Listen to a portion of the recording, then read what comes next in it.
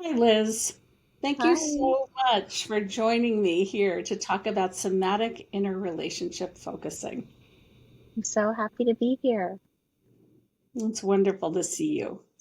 So, I'm sitting here with Liz Kiriakos, who has taken somatic interrelationship focusing, and we're here to talk about your practice and how you have been affected by learning somatic interrelationship focusing. Let's just start with maybe you could tell our audience about yourself and about your practice, the kind of people you see, and what you do. Yeah. So I'm in the Los Angeles area. I'm a marriage and family therapist in private practice, and I primarily work with, well, I only work with adults, but I primarily work with individuals who have developmental trauma, early childhood emotional neglect, emotional abandonment, and usually the presenting issue is anxiety or depression, but primarily anxiety. Yeah, makes a lot of sense with developmental trauma. So, how did you first learn? How did you first hear about somatic interrelationship focusing? Well, in 2022, I signed up for a training with the Embody Lab that you were teaching, Ah, and it was the somatic attachment therapy certification. And never before had heard about focusing, mm. and it just opened up an entire new world for me. Oh, that's great. I'm so glad that you learned about it through that program. I did that for a year or two, and what a lovely program. I'm so glad you took that. And then you came and took the somatic interrelationship focusing through my website. Is that right? Yes, yes. Wow. How did that impact you? How has learning somatic interrelationship focusing affected you? How is your work different since you learned it? How are you different? I think it's been really transformative in my work with my clients, and also for me personally. Mm, That was really this doorway that opened up everything for a much richer experience with my clients and going into a greater degree of depth. mm, And really were able to access things that we just couldn't access before. I had yeah. so many clients that were just stuck, and bringing in a relationship focusing and the somatic piece of it, ha- treating from a holistic place rather than just up here in thought, or even bringing in wonderful things like self compassion and attachment work. All of that alone wasn't able to get at what I've been able to get at with bringing somatic and relationship focusing. It's so true, that bringing in the body. And as you were talking, I was like, oh, it's so true that when we bring in the body, when we bring in sensation and emotion and how we're experiencing that in the body, it just brings in this depth and there's just so much more there to have a relationship with. And I also feel that most of my practice is also with developmental trauma, that having that inner relationship with what's occurring inside is something that many people with developmental trauma just have never had that opportunity to have the experience of this is what it feels like inside of me. And I can have compassion for that. I can be interested and curious and be with it. I think it's such a gift to working with developmental trauma. Yeah, as you were speaking just then, I thought of the way that for many people, the first time they've ever had these parts of them witnessed, to Yes. ever their experiences ever witnessed and truly seen, and know, beyond, even before getting into the validation and the compassion piece of it. It's so true that often one of the things that was missing in developmental trauma was someone truly seeing the person and in all of their needs and who they are, and that was so missing.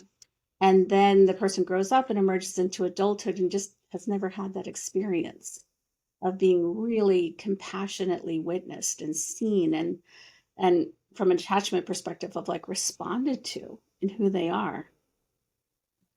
It's really beautiful work that is brought it almost a sacredness Yeah. to my sessions beyond what I could have imagined. And during the training, I remember thinking to myself, this is it. This is this missing piece. This is how we can get at the unconscious. And Yes. it's opened the door to where now I'm reading about more of Carl Jung's work and thinking, parts, okay, yes. And in the way that focusing works with parts, it's so authentic and there isn't restriction around it. So I adore that piece of it too. Absolutely. I love that led you to other ways and deepening into our unconscious or implicit processes, of like, I also love Jung. Jung was one of my original inspirations for becoming a psychologist, was reading The Undiscovered Self when I was in college. And I was like, I want to do that. And then later, parts work. And I agree that there's something about interrelationship focusing and how we start in the body. How are we experiencing that in our bodies? Because the body, it gives us a truth, an authenticity, like you said, that is like there's no mistaking it. Like as we're sensing into our body, we sort of get there's sadness or there's anger or there's tightness or there's like whatever it is we may struggle to define it or to describe it, but there's no mistaking it. Right. You know, Right. Yes. I was saying that just to a client the other day who was curious about, well, is there some history I'm not aware of or I can't recall? And we really focused on, your body is giving you information. So regardless of whether you have a confirmation of facts, we can trust that there's something in you and in your body that is, and we want to honor that. exactly. That reminds me kind of like of two kinds of memory. One, the memory that we have that's like the narrative memory, like the story of my life or the story of that really hard thing I lived through or the story of how my parents treated me as I was growing up. And we have that like a story.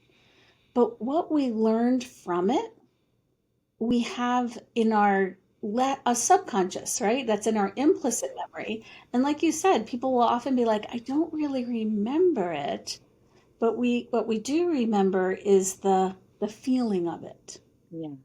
Like so that now when we walk into a situation that reminds us of that, we have that visceral, ooh, I'm uncomfortable, or like, something in me is saying, don't do that. Like we have an implicit memory that it's an emotional learning that just impacts us. And we don't even, like you said, like we don't have to remember the narrative part. We don't have to remember the story. Right. Our body remembers the learning. That's not okay. Yeah. Or I freeze when that happens. Like we have that implicit memory that leads to our nervous system reactions. Yeah. Yeah. And that we can always work with. Yeah. And it creates such powerful, I think, acceptance Yeah. and makes room for that compassion. I, I've really seen so much more capacity grow with using focusing to give that self-compassion. And yeah, It's like there's something to have compassion for, right, you right. know? It's Yep. so funny that we live in these bodies and, they are our bodies, but we can also have feelings about what our bodies are going through. And sometimes those feelings are compassionate, which is what we're trying to really support. And sometimes the response is like, I am so frustrated that I'm going through this, or I'm so angry I'm going through this, or I'm so tired of going through the same thing over and over again. And in somatic interrelationship focusing, we're supporting people of like, I wonder if you could be curious about that. I'm wondering if you can be sit with it with interested curiosity, with compassion. And what a difference that makes of like, there's something to be compassionate towards. It's that sensation of sadness. It's that feeling of anger of like, huh, I can be curious about that. Yeah, a client, I think just yesterday, a different one was mentioning that there's room to take a breath and to have the observing self then just noticing things more. Absolutely. That makes so much sense, right? Of like the pausing, taking a breath, and there's something to turn towards. Like I can turn towards this experience I'm having inside. I can support you to turn towards the experience you're having inside. And it's so interesting. It's like we are having a relationship with ourselves, with that inner experience. And it's so illuminating and so clarifying and confidence building. And it's interesting too when I get impatient and have the sense of, okay, I want to go with them and do some interrelationship focusing work. If I bypass the somatic piece, it definitely affects the ability for the client to really get access to and be with the parts that show up, or even to access parts at all. If but when I pause and go through guiding them into their body first, even if it's a brief form of it, it really plays a huge role in what then comes next. Absolutely. Like for me, I don't even know all the words to describe it, but it's like it brings this depth and Hmm. this connection, and it's just so present. It's like, it's the such presently felt experience that it just feels like, oh, my job is to try to describe all of that, and that there's so often so much there. Or maybe there's just a hint of something there of like, I can feel something's there. It's a little hard to describe. It's a little hard to bring it into focus, but there's a something that we're relating Hmm. to. Yes, that is my favorite word now. Mm, Something is my favorite word. When you introduce that, I I use that so much. I don't even think about how often I use it, but using it for myself, and sometimes I think I remember you saying something similar to this, but sometimes I'll say something in me. I'll say it to myself in a rough moment, and there's times where it's like, nope, nope, that's all of me, and it will kind of fight back, but it still creates a little pause that that's something in me, and create, noticing that there's something in me that's feeling or that's saying or that's thinking. It creates such a container to hold what's there, and it's so powerful. It's amazing. absolutely. I feel the same, that something in me is such a gift. And I want to credit Ann Weiser Cornell, who Yeah. coined that term. She was like, something in me really captures um, how to be with, how to turn towards something that's happening inside of us. And Anne is one of the creators of interrelationship focusing and a linguist, and she has contributed so much of the languaging to interrelationship focusing. And then I, of course, brought in, because I am a teacher of somatic experiencing, and Peter Levine's incredible contributions as far as the sensing the nervous system. And to me, those two things together are just like bringing two brilliant people's offerings and gifts Yeah. to this work that you and I do as therapists who work with people who primarily experience developmental trauma. I mean, I work with shock traumas too, but most of my practice is people who have experienced really challenging upbringings. Yeah. Something about the way they grew up that they didn't feel met. They weren't. And that it leaves a wound. Kids really need to be met and seen and responded to. And when they're not, we kind of grow as best we can, but there's pain there that we bring into our adult lives. And I just feel that these two practices together give us such a richness. to support someone to really come to feel that receiving of the witnessing, as you said earlier. Yeah. Yeah. It's such, it's become, in a way, spiritual work. Yeah, It feels like it's just created so much more of a profound shift for so yeah, many of my clients. And I find when imagery comes online, it is one of the most powerful pieces. Not every client has imagery that comes with it, but when that channel is online, I've had some amazing um, sessions that I yeah, can think of where the image piece of it. absolutely. When someone starts with a sensation and maybe they get an emotion, and then one of the things I find is for some people, like memories just start coming in. Yes, And for other people, images or metaphors, images like they see an image, or they kind of get a metaphor like it's like, and that you can just feel that it's almost like your less conscious mind just offering.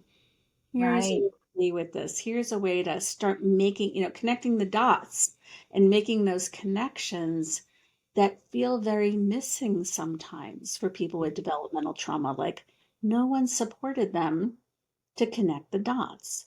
And that leaves you with not knowing yourself fully or not feeling solid inside. yes, yes. When I was thinking of why people, a lot of times when they come seeking help, there's a desire to feel a greater sense of connection to self and a groundedness, Yeah, like looking for how to anchor within themselves, although they don't know the language, yeah, that language of it. But absolutely. yeah, Or like you yeah, said earlier, it's really not unusual that someone who's experienced developmental trauma can have either a pervasive feeling of anxiety, just anxiousness, and or depression. And that's often a part of it is this disconnection from self right, or a feeling like I don't actually know myself.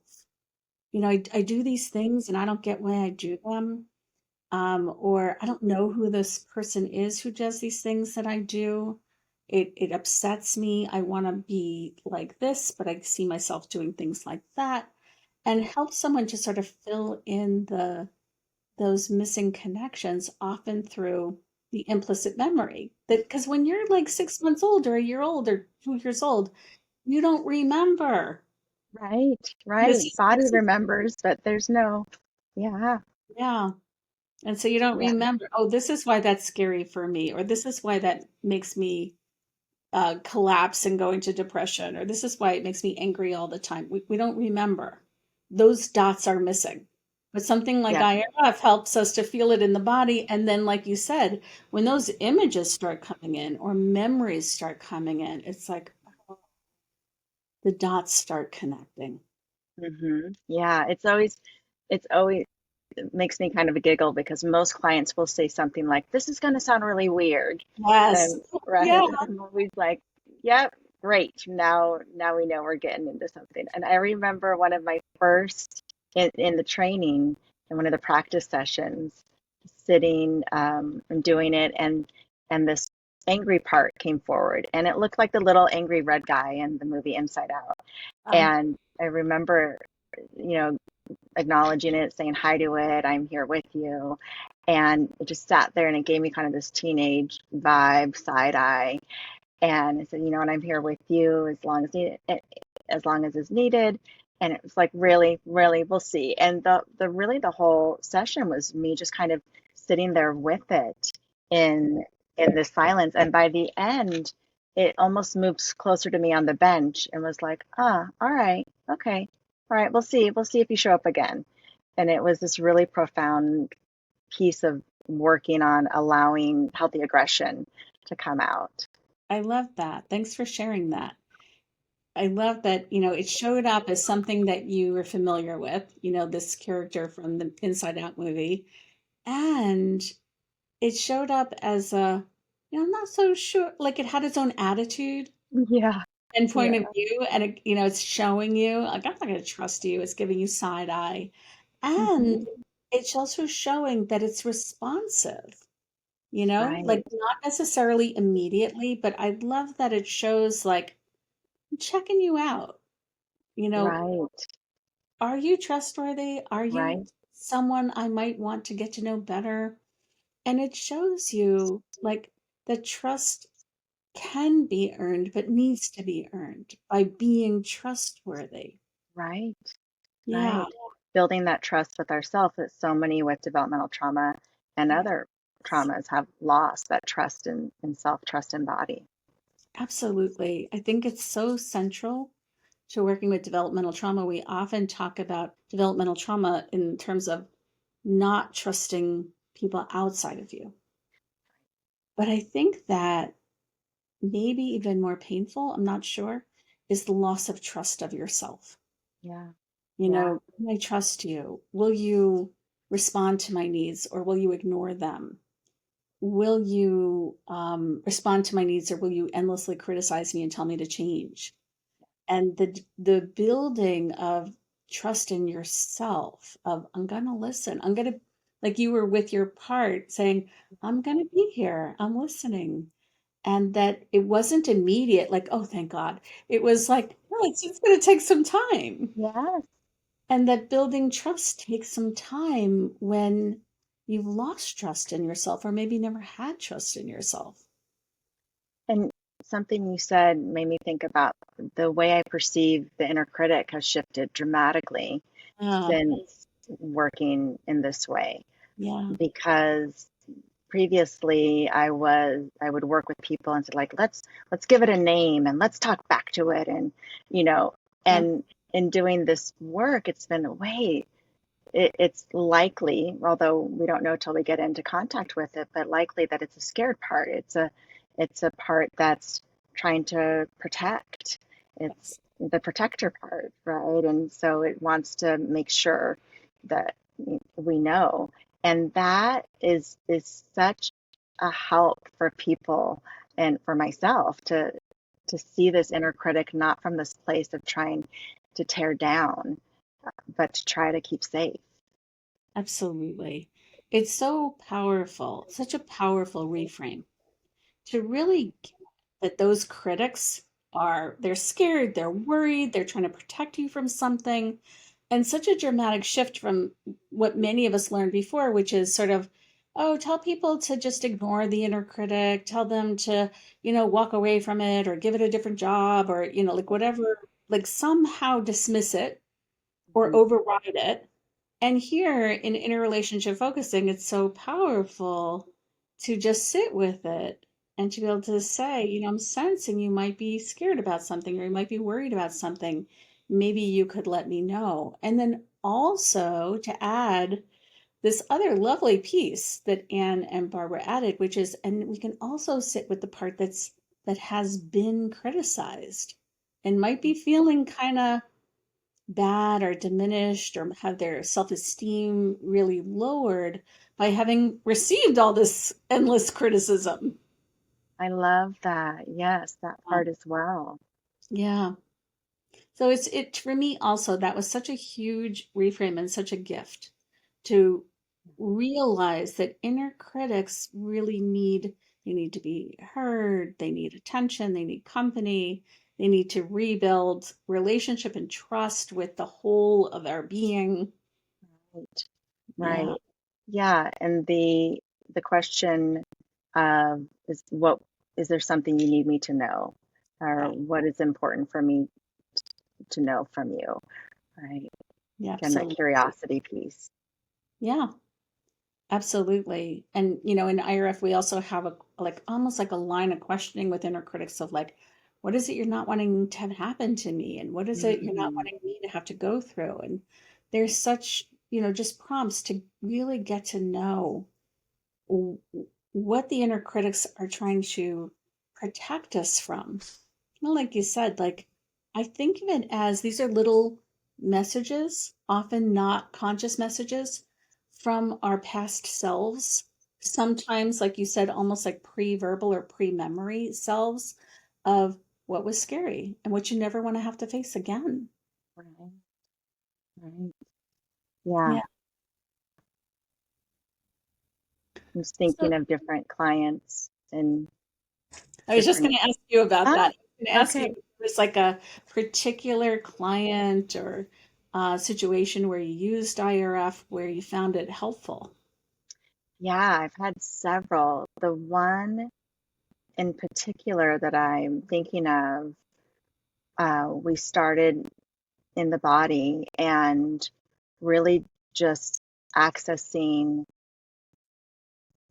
really, and if I recall, like this one spot on like the ankle that felt okay to be Mhm. with and safe to be with. And as we stayed with that, a color came.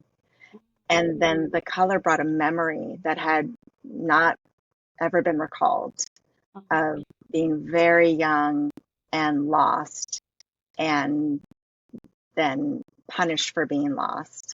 Um, and accessing that memory created awareness why this color was often very triggering for this individual, even, and would Mhm.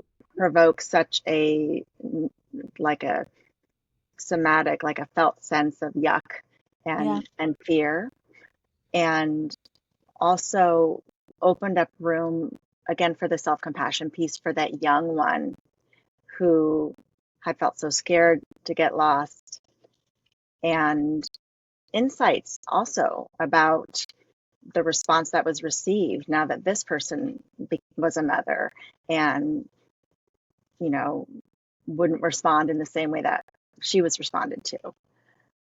And Totally.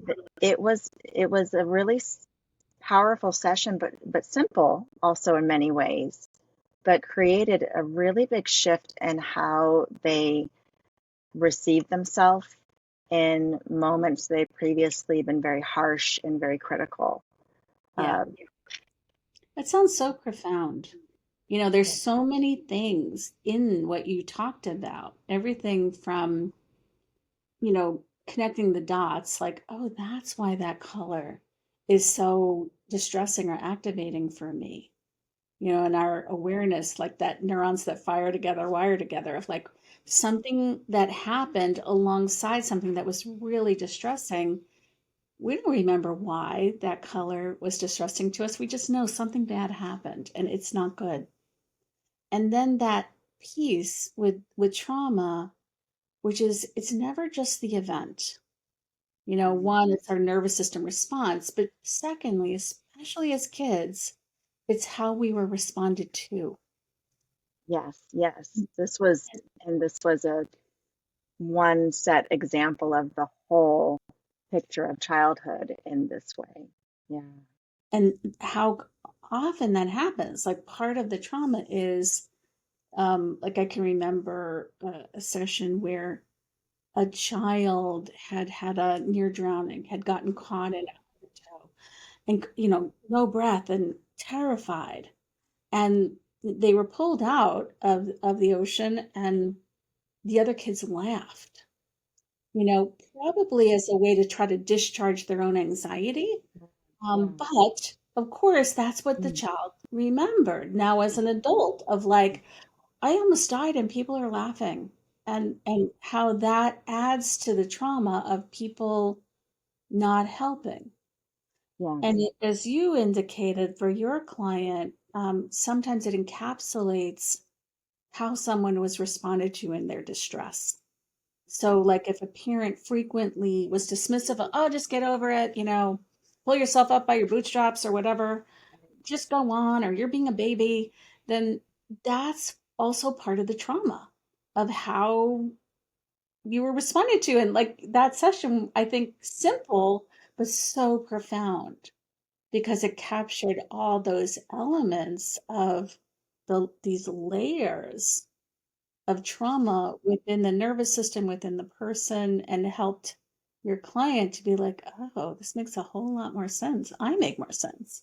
Right, right. Yeah, I'm remembering another one where it's interesting. Often, if a color comes up and we just stay with the color, something will shift and the color will change just slightly.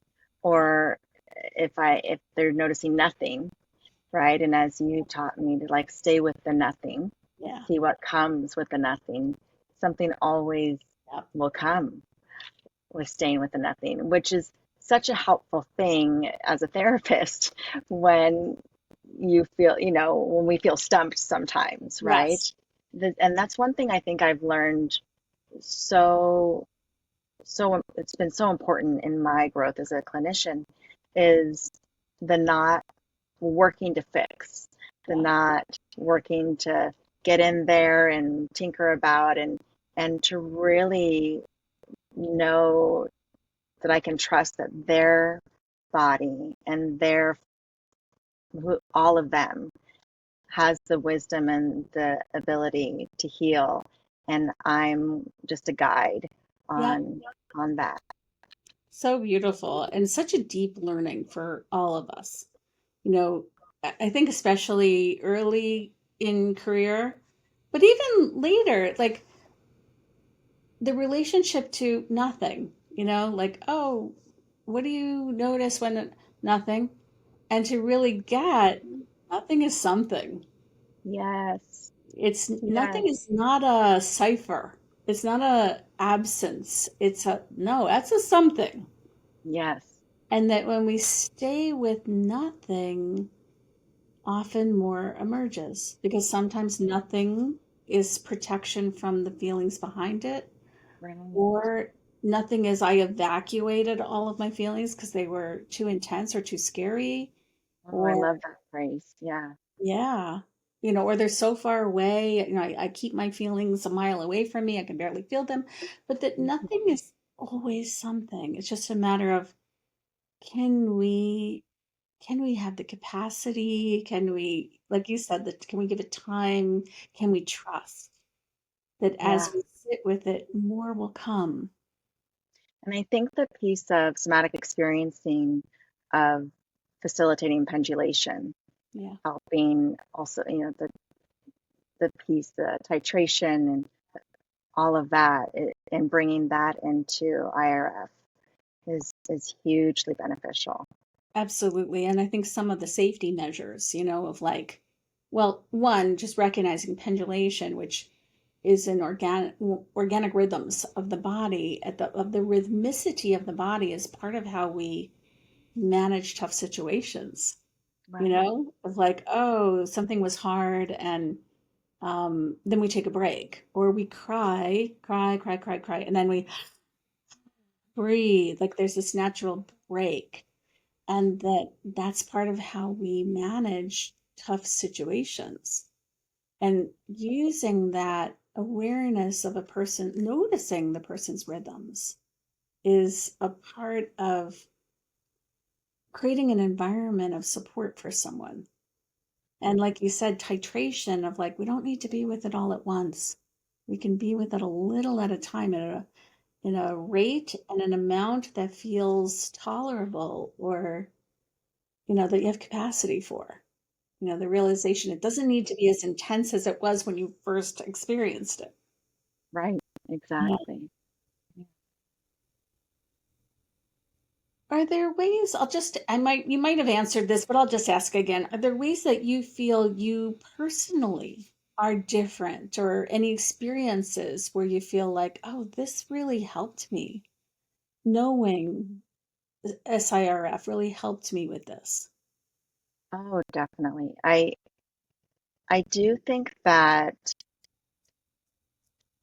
my capacity for being with difficult emotions has grown through utilizing it for myself.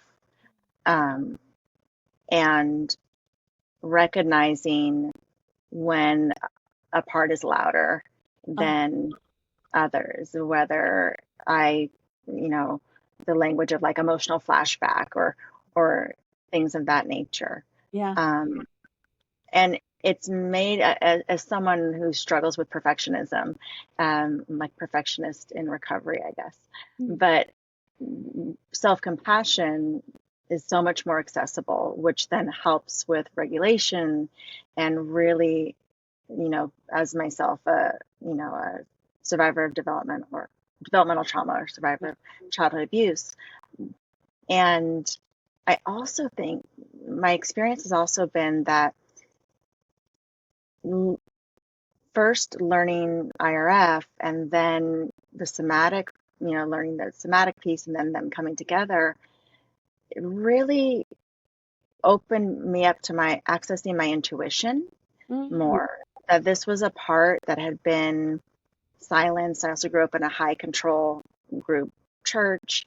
And so my knowing was not encouraged and discouraged, my deep knowing. And so I feel like it's been really this gateway to accessing intuition, and then that's led me into more exploration of dream work and spirituality and all these other things. I feel like it's really expanded my world in so many ways, personally, not just professionally. It's that is so been, beautiful. I love that yeah. it's being a gateway to getting back in touch with your intuition. And it sounds so creative. Yes, yes. Creativity has definitely been like coming online, things of that nature, and feeling connection to nature, right? To like all these different ways that really, because there was so much being held in that, in a way, on lockdown, Yeah, that then could feel safe the more that, that felt sense of safety that continued to grow. And it's just like like almost just a beautiful journey, I feel like. absolutely. I think that I love what you're saying of like, surf is also such an incredible antidote for perfectionism that can arise out of trying to manage highly controlling environments or, difficult situations. A lot of us, myself also, developing ways in which we become perfectionistic of like, it has to be just so that I can be okay. And somatic interrelationship focusing, providing this other pathway to internal safety. Like Yeah, it doesn't need to be perfect, it needs to be felt and responded to. yeah, I'm so glad that you have this and that it's been such what sounds like a really beautiful journey of yeah. just becoming more and more you. Yes, yes. That's a beautiful way to say it. Yeah. Well, is there anything else that you want to add? You've shared so much, and I want to thank you for sharing all that you've shared. Is there any other things that I haven't asked you about that you'd like to talk about? I was thinking of things that I bring in and other modalities that I bring in. And one of the things that I don't know, maybe it's not that different, but I will bring in competent protectors. I know that's a big part of, um, a lot of people bring it in with somatic Yes. experiencing. And I'll bring it in a lot when we access like young parts and use imagination as a way to create safety as well. So that's something that I've recently been kind of playing with to bring in with the surf. Absolutely. I think it's so helpful. Thanks for mentioning that. And I noticed a couple things with competent protectors. Of course, people who had chronic developmental trauma often didn't have a competent adult protector Right. and really, of course, needed one, at least one. Yes. And it's often an opportunity, sometimes because trust is can be really low when someone has experienced developmental trauma, that sometimes it's the now self, the adult now self that can Yes. be a protector for the Yes. younger self. And it's so beautiful because the adult self really gets what the young self needed and needs. So what didn't happen? Yeah. Yeah. I find that that is so often the case. I love that you mentioned that because for me, that's come up where adult self comes in, and so many of my clients, the adult self is the competent Yeah. protector that is brought in. Yeah. Yeah. I have just seen that so many times, and at this point, it's such a beautiful healing. Yeah. I am so grateful to you for all your wisdom and your guidance. From the first time I met you, and I had no idea what I was going to even be learning. I just knew somatic attachment was the theme. But I really do feel like your teachings and your guidance in this I feel emotional, but really created such a beautiful shift in my life and in my healing journey and in my work as a therapist as well. And, just really, truly transformative. I think this work it's a level of depth that I, I know was just not accessible before with my clients and now really is. So Thank you thank so you. much. And thank you. Thank you for sharing that. That's so lovely to hear.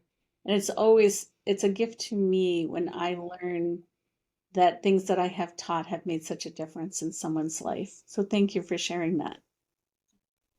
Yeah. And thank you for coming here and sharing about your work and your experience. Thank you so much. You're welcome. This was wonderful.